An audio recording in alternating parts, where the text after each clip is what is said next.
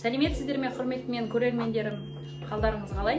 Бүгін мен сіздермен бірге фунчоза салатының рецептісімен бөлісетін боламын. Қалай дайындалғанын көргілеріңіз келсе, видеоны соңына дейін үзбей қарап шығыңыздар. Ал бисмилля, бастайық. Достар, жас малдың тез пісетін еті болған дұрыс. Етті бірінші соломка қылып турап, оған татымына қарай тұз, бұрыш және де соевый соус қосып, әбден араластырып, бетіне пакет жауып, 1-2 сағатқа тоңазытқышқа қоямыз.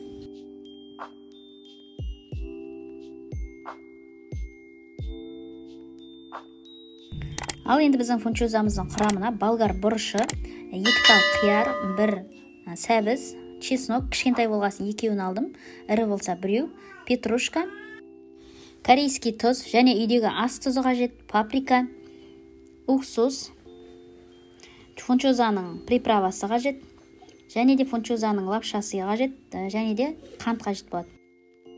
Бірінші қайнаған суға тұз салып, фунчозаның лапшасын суға пісіріп аламыз, 10 минут уақытта пісіріп, пісіп болғасын суытып қоямыз. Одан кейін құрамындағы көкөністерімізді дайындап аламыз. Болгар бұрышы мен қиярды жіңішке соломка қылып тураймыз.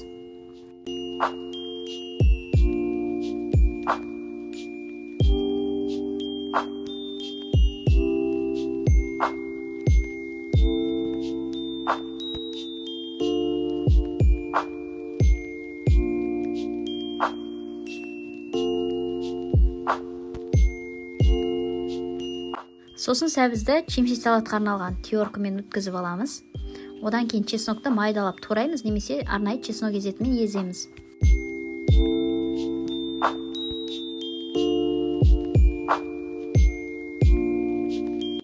Одан кейін петрушканы турап аламыз.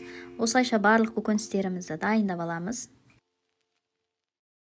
Мінекей достар, біздің фунчоза лапшамыз пісті, дайын. Енді табаға аздап май құйып, етті қуырып аламыз. Әбден қуырылған етке аз ғана су құйып, 1-2 ас қасықтай 15-20 минутқа бұқтырып қоямыз, еті піскенше. Ал міне етіміз де пісті, оны сүзіп алып, табаға қайтадан май құйып, бірінші сәбізімізді қуырып аламыз, оның ізінен болгар бұрышымызды салып, екеуін бірге қуырып алатын боламыз. Екеуі әбден қуырылғаннан кейін ғана етімізді қосып, үшеуін тағы да 3-5 минуттай қуырамыз. Енді кесеге азғантай ғана су құйып, оған 1 ас қасық уксусты құйып араластырып аламыз.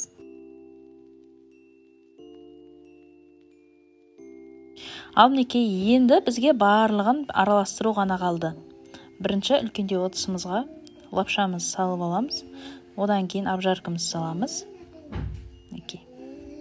Одан кейін қияр, петрушка және де дәмдеуіштеріміз саламыз. Чеснок, уксус араласқан суымыз, паприка, кристальный тұз, фунчозаның приправасы, үйдегі ас тұзы және қант. Барлығын шым-шымдап салып жатырмын, көзбен өлшеп.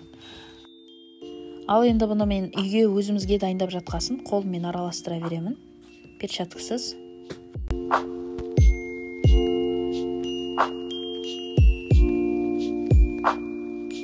Ал мінекей, біздің салатымыз дайын. Бұл бір жағынан салат есебінде, екінші жағынан кәдімгі ыстық тамақ есебінде де дайындап жесеңіз болады. Ал бисмилля, дәмін көрейік енді.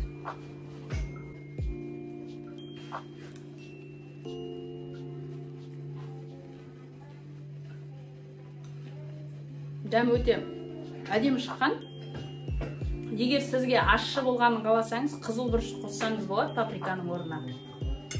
Менде енді біздер қатты ащыны жақсы көрмейміз, сондықтан біз үшін дәм өте керемет.